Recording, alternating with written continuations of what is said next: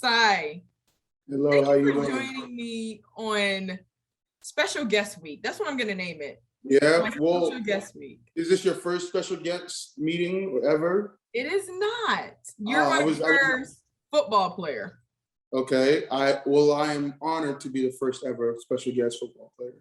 Okay, thank you.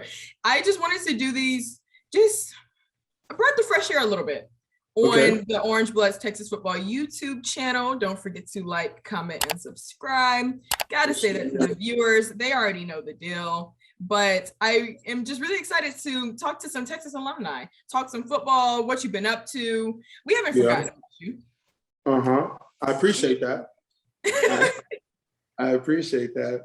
So, But yeah, go ahead.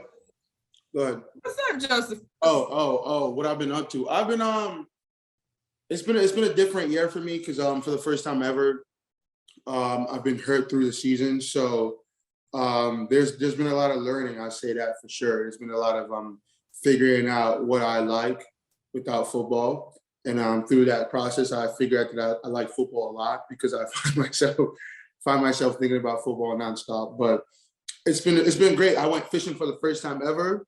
You know what I mean? And I'm just doing a lot of new things that I never thought I would do without without having the time. So it's been great. You know, I've been doing good mentally. I've been reading a lot more recently, so that's good. So just doing things to stay busy and just having fun, I would say. Explain to me your transition from college into the pro life, like last game to now.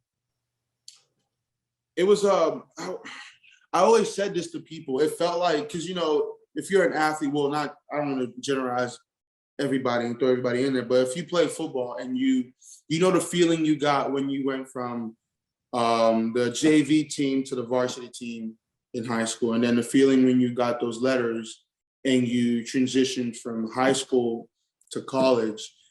Going from college to NFL literally just felt like another transition.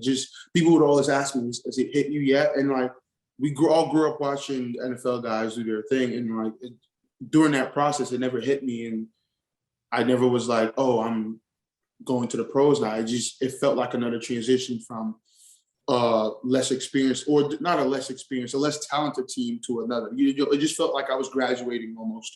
So it wasn't, I didn't feel too much pressure. There were a lot of different things. You get introduced a lot more to the business side of the game as you move on. But I don't think I ever felt pressure. It was excitement. There was anxiety a little bit, not knowing where you're going to end up. You could be because you've, from high school to college, you've always had a control. You've always had a say in where you're going and what you're going to do. You get to meet with the coaches and you're interviewing them on, where you want to go. And then script is completely flipped. They're interviewing you, seeing if they want you. You have to present yourself. And then you don't know you never know where you're going to go. Anything can happen. And I ended up in Cincinnati, completely different from what I'm used to. But it's been a great transition, and there are a lot of people. What I like is that there are a lot of people along the way set up to help you transition a lot better. So it's not bad. I think it's great. What has been just a highlight? I know you're just fresh in, but what has been a highlight of your pro life? Of my pro life? It's a pro and con. I would say time. Because there's been like a lot of time to do a lot of things. But then again, when you're used to like your day being so scheduled out, you're sitting there at the times like, what do I do? Like, you're just bored. And I guess it's a good thing because it helps you figure out what you do like to do on your off time. But like, there's just so much time, a lot more time than there was in college. Because, college, it was football. And then once football ended, you had classes to worry about. Now it's just football, and once football ends, it's okay. What do you like to do? What are we going to do? Yeah, so that has been the biggest thing for sure. It's just like practice and then go home. And it's so weird because college, there's a locker room. All the guys are around the same age, so you're hanging out. Yeah. You guys are going to afterwards. You guys are kicking it, playing games, doing whatever together. Here, there's a 32-year-old, there's a 20-year-old. this guy has 4 kids he has to get back home to, so he's not kicking it with you. No way. So nah, he has family to get back to. He has a son that's crying right now. So it's just weird. Like, as soon as practice ends, people get dressed and they get out of there, and you're just sitting there. Like, college, you're used to chilling in the locker room and waiting for people asking what. It's just, it's completely different, but it's a different experience, and it's dope. It's really like you really learn about yourself. You do. Like you said. Certainly. Yeah, and that sounds, from the outside looking in, like not being an athlete, it sounds silly. Like, how do you not know what you like to do? Well, I didn't have time to know what I like to do. Exactly. All of my time was spent, on a track for however many hours, however many days in a row, all the time. All the time. So, holidays too. They don't care. Holidays, all that time. So I get it. Absolutely. Sure. And then especially going through COVID year, where it was like taken away from us, not y'all, but taken away from the track team, we were pretty much like, so what do y'all want to do? Just looking at each other like, what's up? What's going on? I get it. No, that's funny. Yeah, see, because there was that time period where we didn't know. And just the thought of it was scary, because we didn't get I know y'all didn't get a spring season either. And I don't know if y'all got a fall season, or if we got fall, indoor? Not spring. Yeah, so spring, well, we didn't have games, but we had practices, and that got taken away. So like just the thought of us missing the fall was just so scary. So I don't know how that is. I couldn't imagine how that affected you guys, just having your whole season wiped. That must have been an insane thing to get over, for sure. It was because of the unknown. Yeah. But if I had known that they were going to say, like, we're canceling the spring season and you're going to have a total of 6 months off, if that was just like written down in stone, then I would have been able to move accordingly. But we were so like, do I go home? Do I come back? Do I do I eat back? Do I not? So we were so in the middle. And I was like, if I had known that we were going to be canceled for 6 months, I would have definitely enjoyed a little bit more. I get that. It was a blessing and a curse. Like you said, pros and the cons in it. For sure. But you no longer being at Texas, let's talk some football. Now. And I'm really interested to hear your perspective, because Texas is currently, I can't quite put my finger on the period that they're in right now, but like there's a name for it. But I'm just going to say for now, they're struggling to find their footing. Yeah, absolutely. What is your input on it? Oh, man, there's so many emotions going on right now. And it has to do with the fact that it's still fresh. I just came from that team. I know a lot of guys on the team. I love a lot of guys on that team. And, Texas was home for me for 3 years. So I love the city. And it's just hard. I would say it's growing pains. There's a new coach. It's going to take some time to transition. Is going to take some time. And they're, like you said, they're finding their footing. But being a fan now, because I can't, no matter how much I would want to do anything to help, I can't. It hurts being a fan, and you want that thing to happen now. You want them to figure it out right now, because it just feels better when everything's clicking and everything's working. But they're just going through a lot, and like I said, it's growing pains. They're gonna have to figure out. The coaching staff are gonna have to figure out what they like, what they don't like, and the players are gonna have to figure out what they like and what they don't like in the coaching staff. And hopefully, as the years go on, they can figure that out and be honest. The key to figuring things out like that is just like in any relationship, it's just being honest. Be honest with each other, be upfront about things, and then hopefully they can build a relationship to where they can grow, and you can that'll transition to the field, that'll transition to their lives and things like that. But and I really hope they do figure it out, because it as a fan, I don't want to speak ill of anybody, but it just sucks to watch it. Especially not even as a fan, as a player who just played there. It sucks to watch, because you want so badly to just hop on a flight and get on the field, or just talk to them personally, because a lot of those guys, you want to talk to them personally and be like, hey, let's figure this out, let's do this, pump them up. But like, You can't. Right. Like this is not the end of the world. You guys are still have time for saving, but exactly. Let's figure it out. Let's get it done. But that's the beauty of the game. When you're not you can't know until you're on the field or in that vicinity, in that bunker with them. So, there's a lot that can be said, but I'm just gonna leave it at that. But I do wish the best for all of them. I hope they figure it out, and I hope we get this thing rolling because whatever happens, I'm still rooting for them. So, and like you said, as a fan, as a Texas X, as the pro baller that you are right now, what are some mistakes that you have seen, or like what do you think they need to work on? Like, help me understand in football terms some things that they need to work on. From the games I've seen, they just need to play together. I don't think they've been playing together. And I don't want to step on any toes because most importantly, I remember being a player and I would hear people say things and I'd be like, well, they don't know, they're not here. Or like the fact, and we joke about this all the time as players, commentators or people looking at it from the outside in could see a play breakdown and say, oh no, the corner was supposed to be doing that. The corner was supposed to make that play. And the way the play is devised, the corner did absolutely what he was supposed to do. But you don't know that because you weren't there when they went over the play. You weren't there when they broke it down. So again, I can't speak too much. But what I do know is they need to play complementary football. And it's not saying that they're not trying, but when the offense is doing good, the defense needs to boost them up and do good. When the defense is doing good, the offense needs to boost them up and do good. They got to play together. And I don't know what they can do to fix that because this coaching thing is not easy. Again, we'll stress that. It's not easy to try to be responsible for so many young men. But whatever they can do to figure out how to play together and how to build each other up, they need to do that. I think that's what will help them at least get one foot in the right direction and then keep going from there. I understand what you were talking about when you were saying that when you would play and you would hear fans talking about exactly what you guys need to do. They just need to do this and they just need to do that.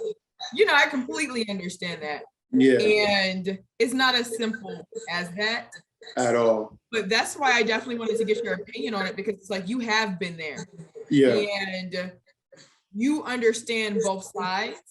And I do think that your opinion would be valued a lot more than just some random media person or, a random fan. You know, it's constructive criticism. Like you said, like those are your guys. So if anything, you can text them and be like, well, what was that? So maybe you guys should do this. So I just definitely wanted to get your perspective on that. I don't know. It seems I can see what you mean when you talk about the cohesiveness isn't there. Yeah. And that bond doesn't necessarily look like it's there on the field. Like once they get one thing right, another thing goes wrong. And it's kind of like the best way I could put it is just them finding their footing. Finding their footing for sure. But you worked under Coach Herman. I did. And I really want to know, like, what do you think of Coach Sark? Because you guys know about coaches within the football world. What do you think of him? I think I only met him twice, and he was a great guy. He was very welcoming. He let me know that he's obviously he had watched the film of the year before, and he respected what I did, and I respect him for that. But I like I said, I don't know too much about him. Like from what I when the season was big early on. Well, I was still there because I still had a lot of ties, and I had a roommate, Keandre Coburn. And from what I heard from the guys, I didn't know that was your roommate. Yeah, that was my roommate. That's my boy. We sponsor him. Oh, Snack is a great guy. That's dope. He's awesome. But from what I heard early on, they all really liked him, and it seemed like they bought in and they liked what he was doing. But for me, I can't speak because I'm not there every day, and I hate being that guy to just talk without knowing the facts. But I had a lot of respect for Herman. He came in and we worked, and that's all we knew. So I don't know how different the program is. I don't know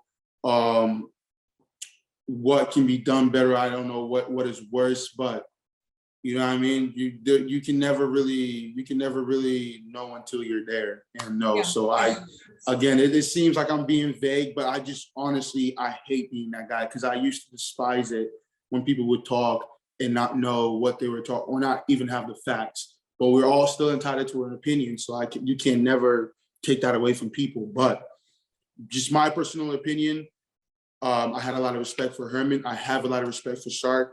I think it's a very hard job to do. When people would always ask me, well, do you think Herman is doing this? Or do you think, I would say, I'm here to play football and I'm going to do my job. The people who are meant to make those decisions or judge if he's doing a good job, you know, the AD and all those, I'll leave that to them because I don't get paid enough to do, you know, 2 jobs at the same time. So I'm just here to be a fan. I'm here to be a Texas X. I'm here to support no matter what is going down. And I really hope Shark finds that spark because that's all they need right now. They have a lot going in a negative direction, and they need that spark to help them push into the positive gear and keep going. Like he says, all gas, no brakes. So they're just waiting for that ignition spark. So it'll get there. And what's some advice you could give to some of your old teammates? To your old roommate, Keandre. Yeah, my boy. I would say just remember what we always talked about. No matter what, it's always about winning. You got to do whatever you can to win. You know, if you're not playing the game to win, I don't know what you're playing the game for. So you got to put all your personal motives to the side because with winning that'll come. For you to win, you got to play your best. For you to win, you got to go out there and get the sacks and get the interceptions and get the touchdowns. So all the personal goals will come. If you're looking to go to the pro, whoever's looking to go to the pro, all that will come if you win. And again, if I'm a scout, because I've talked to a couple of them, and if I'm a scout, I'm looking to the winning teams first because I want to win. I want to bring winners to my teams because I want to win. So I'm looking to the winning team first, and because they're obviously doing things right. So just put the focus on winning. Take the personal goals out of there. Put the focus on winnings, and other stuff will come. It'll come. So that's what I would say. And it's nothing new to them. I've been preaching that since I got voted captain. Just win. So it is what it is. I can definitely see why you were the captain. I appreciate that. And Keandre is the same way. Very much when we do our interviews, very much like, this is what went wrong. This is what we're gonna do that's better. We're gonna get back. Exactly. Always positive from him. And exactly. That's the only thing you really can do. Yes, you can. You can. As soon as you turn negative, it's energy. It's all energy. I used to tell myself, you have one day, which is Sunday. You have one day to feel bad and be negative, but as soon as Monday comes around, you got to bring positivity because people can feel your energy, bro. If you're a positive person, or if you're positive about what's to come, people can feel that, and energy is transferable. It doesn't go away. It transfers into other people. But if you're negative and you're going through practice, you're going through meetings, negative, head down, just saying a bunch of negative, it's going to transfer and it's going to feed into other people. So you got to stay positive. Got to. Most definitely. I would say, that the most I want people to hear, not people, the players to hear. You have to be positive, especially when everything looks down, because that is going to transfer. And hopefully we can go out there and get a win against Kansas and then keep going from there. And I think that really shows resilience. You know, anybody can stay positive when you're on top, but it's about you bounce back when everything is not going your way. Everything that could go wrong is going wrong. That's strength, right? Yeah, for sure. Love this. And on that note, thank you so much for being my first football player, special guest. Hopefully you're not the last. Hopefully I'm not the last. Hopefully it keeps growing. I really want to say I appreciate you reaching out, and I really hope this keeps growing and you keep having fun with this and take it to the next level. I really do. Thank you. No problem at all. Like, comment, and subscribe to the Orange Bloods Texas Football YouTube channel. Let's go.